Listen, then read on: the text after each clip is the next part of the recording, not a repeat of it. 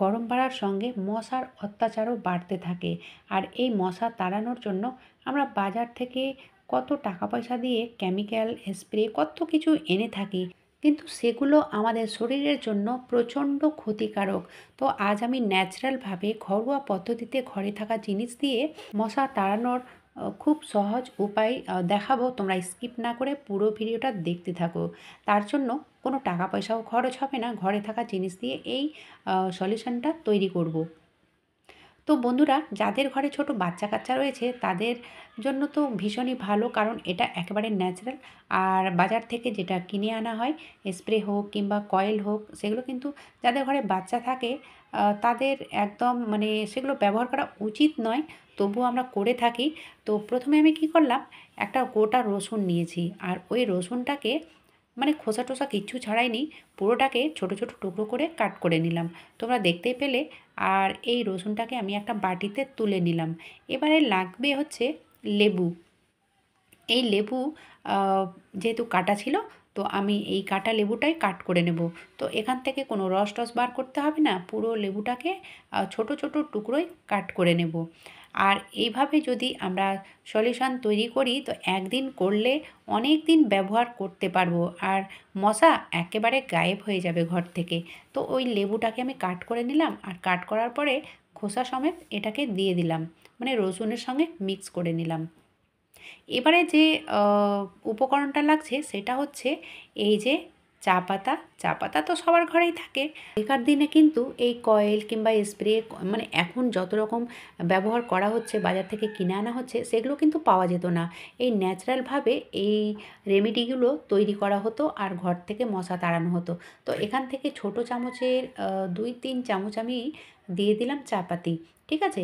এবারে এটা মিক্স করে নিলাম। মিক্স করার পরে আর একটা উপকরণ দেব, সেটা হচ্ছে লং।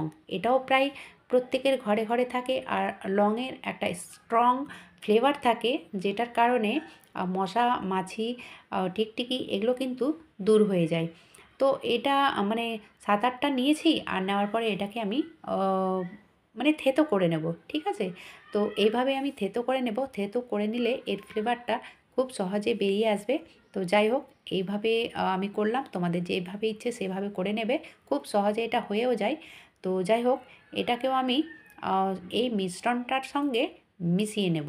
উপকরণগুলো ব্যবহার করেছি, আমার মতে এগুলো প্রায় প্রত্যেকের ঘরে ঘরে সবসময়ই অ্যাভেলেবেল থাকে। তো যাই হোক, এই একসঙ্গে মিশিয়ে নিলাম, আর মিশিয়ে নেওয়ার পরে নিয়ে নেব একটা ছোট্ট দেখে সসপ্যান হোক কিংবা এই তড়কা প্যান হোক। তো আমি এই তড়কা প্যানে দিয়ে দেবো, যেহেতু অল্প পরিমাণে রয়েছে, আর এটাতে আমি দিয়ে দেব। তারপরে এখানে আরও একটা জিনিস মিক্স করব, সেটাও সব সময় সবার ঘরেই থাকে। তো এই দেখো, সর্ষের তেল। তো এখানে আমি সর্ষের তেলের ব্যবহার করেছি। তোমরা যদি এখানে নিম তেল ব্যবহার করতে চাও, তো সেটা করলে আরও বেশি ভালো হবে। আর আমি দিলাম সর্ষের তেল, কিন্তু নারকেল তেল একদম দেওয়া চলবে না, হয় সর্ষের তেল নইলে নিম তেল। তো যাই হোক, এবারে চলে এসেছি চুলোর কাছে, এটাকে করে নেব গরম। তো কতটা গরম করব, মানে কতটা ফুটিয়ে নেব, তোমরা দেখতে থাকো। তো এই দেখো বন্ধুরা, এটা ফুটতে লেগেছে। আর এটা না আম, ততক্ষণ ফোটাবো যতক্ষণ না রসুনের কালারটা চেঞ্জ হয়ে যাচ্ছে, মানে পুড়িয়ে নিতে হবে না। এটা শুধু রসুনটা দেখবে লাল লাল হয়ে যাবে, তখন বুঝবে যে হ্যাঁ এটা হয়ে গেছে। তবে চুলোর আঁচটা একেবারে লো ফ্লেমে রাখতে হবে। ঠিক আছে? লো ফ্লেমে রাখলে এটা ভালোভাবে ফুটতে থাকবে। মোটামুটি 1 থেকে 1.5 মিনিট মতো ফুটবে। তো যাই হোক, ততক্ষণের মধ্যে দেখবে রসুনের কালারটা চেঞ্জ হয়ে গেছে, তখন এটা নামিয়ে নিতে হবে। তো এই দেখো বন্ধুরা, ভীষণই পাওয়ারফুল একটা সলিউশন তৈরি হচ্ছে মশা মাছি তাড়ানোর জন্য। কারণ এই গরমে মশা মাছির উপদ্রব খুবই বেশি। আমার মতে তো প্রত্যেক জায়গায় মশা মাছির উপদ্রব হয়েই থাকে। তো যাই হোক, এই দেখো আমি গ্যাসের চুলাটা বন্ধ করে নিয়েছি। বন্ধ করার পরে আর এটা ঠান্ডা হয়ে গেছে। আর হ্যাঁ, আমি তোমাদের 4 রকম মশা তাড়ানোর পদ্ধতি শেয়ার করব এই ভিডিওতেই। তোমরা স্কিপ না করে পুরো ভিডিওটা দেখতে থাকো, তোমাদের অবশ্যই কাজে আসবে। তো এই যে আমি এটাকে ফুটিয়ে নিলাম, ফুটিয়ে নেওয়ার পরে এটাকে ছেঁকে নেব। ঠিক আছে? অবশ্যই এটাকে মানে ছেঁকে নিতে হবে। ছেঁকে নেওয়ার পরে কি করব, এই যে এই চামচ দিয়ে না এটা চিপে চিপে এটার যে তেলটা রয়েছে এর মধ্যে তেলগুলোকে বার করে নিতে হবে। তো এর থেকে যে তেলটা বার হলো মানে ফুটিয়ে নেওয়ার পরে এই তেলটাই আমাদের কাজে লাগবে। তো এটা কিভাবে কোথায় ব্যবহার করব তোমরা দেখতে থাকো। আমি এটা সাইডে রাখলাম। তারপরে নিয়ে নেব একটা এই যে এরকম যে অল আউটগুলো থাকে মশা তাড়ানোর যে তেলগুলো ব্যবহার করা হয়, তো সেগুলো যখন খালি হয়ে যাবে তখন তোমরা এইভাবে এর মধ্যে এই তেলটা মানে তৈরি করে ভরে নিতে পারবে। তো আমি মানে সবটা ভরিনি, খানিকটা রেখেছি। এই দেখো, এটা আমি অন্য একটা পদ্ধতি দেখাবো তোমাদের। তো এই বোতলে ভরে নেওয়ার পরে আর এটাকে লাগিয়ে নেব, আর এটাকে আমি জ্বালিয়েও দেখাচ্ছি তোমাদের। চলো তোমাদের জ্বালিয়ে দেখাই। তো যেভাবে আমরা অল আউট ব্যবহার করি সেইভাবেই ব্যবহার করব। আর এই তেলে কোনো ক্ষতি করবে না, যেহেতু এটা ন্যাচারাল। ছোট বাচ্চা থাকলেও কোনো ক্ষতি করবে না, 24 ঘন্টা মানে জ্বালালেও কোনো অসুবিধে নেই। তো তোমরা এইভাবে এই তেলটাকে তৈরি করে মানে জ্বালাতে পারো। চলো এবার দেখে নেওয়া যাক পরবর্তী পদ্ধতিটা, যে আমি খানিকটা তেল রেখেছি এটা কিভাবে ব্যবহার করব। তার জন্য খুবই সহজ পদ্ধতি, নিয়ে নিতে হবে মাটির কিছু একটা। তো আমি এখানে দীপ নিয়েছি, এই দীপগুলো থাকলে তো আরও বেশি ভালো হয়। তো এখানে আমি এই তেলটাকে দিয়ে দিলাম।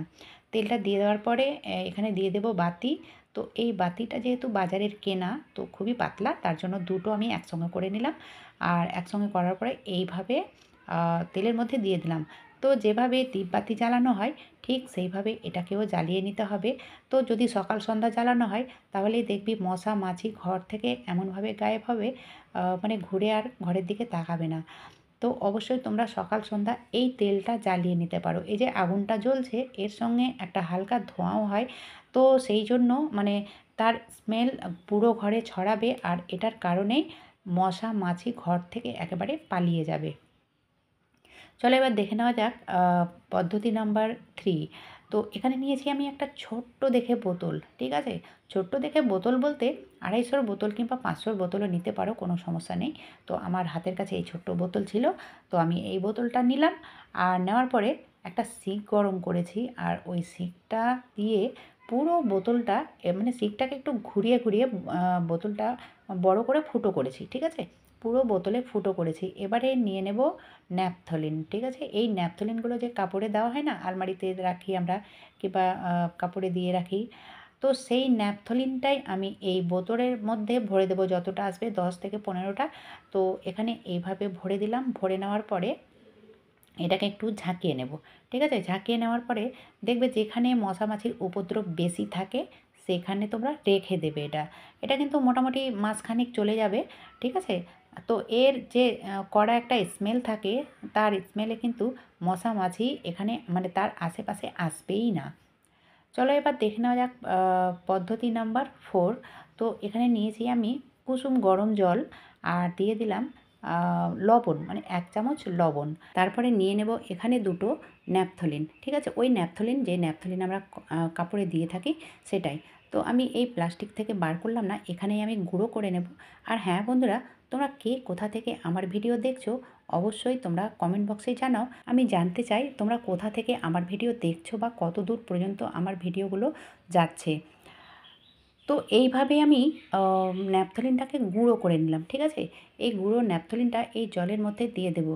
তারপরে দেখবে এই যে লবণ, জল আর এই ন্যাপথলিনের গুঁড়ো, আ এটা একসঙ্গে একটা পাওয়ারফুল সলিউশন বা রেমেডি তৈরি হবে। তো এই লিকুইডটা না অনেকটাই পাওয়ারফুল হয়, আর এই লবণ দেওয়ার কারণে ঘরের নেগেটিভিটিও দূর হয়। তো অবশ্যই তোমরা এই আম পদ্ধতিটা করতে পারো। তো আমি এটা আধ ঘন্টার জন্য ভিজিয়ে রেখেছিলাম, কারণ ন্যাপথলিন তাড়াতাড়ি গলে যায় না। তো যাই হোক, যে এর ফ্লেভার ছিল সেটা কিন্তু জলে চলে এসেছে, আর যতটা গলার ততটা গলে গেছে। আর বাকি যেটা থাকবে সেটাও কাজে লাগবে। যেমন তোমরা দেখতে পাচ্ছ ছাকনায় অবশ্যই ছেঁকে নিতে হবে। আর ছাকনায় যেটা রয়েছে সেটা তোমরা ঘরের বাথরুমে কিংবা যে কোনো সিঙ্কে বা বেসিনে তোমরা এই গুঁড়োটা ফেলে দিতে পারো, ঠিক আছে? আর এই যে এই স্প্রেটা আমি তৈরি করলাম, এটা কিন্তু অনেক কাজে লাগবে ঘরের যে পর্দাগুলো থাকে এগুলোতেও কিন্তু মশা মাছির উপদ্রব অনেক বেশি থাকে। তো এগুলোতে তোমরা মানে যেখানে যেখানে মনে হয় যে মশা মাছি আছে সেখানে সেখানে তোমরা স্প্রে করে নিতে পারো। আজকের ভিডিওটা এখানেই শেষ করলাম। ভালো লাগলে অবশ্যই ছোট্ট একটা লাইক করার সঙ্গে চ্যানেলে নতুন হয়ে থাকলে চ্যানেলটাকে সাবস্ক্রাইব করে রেখো। আজকের মতো এখানেই শেষ করলাম। ধন্যবাদ।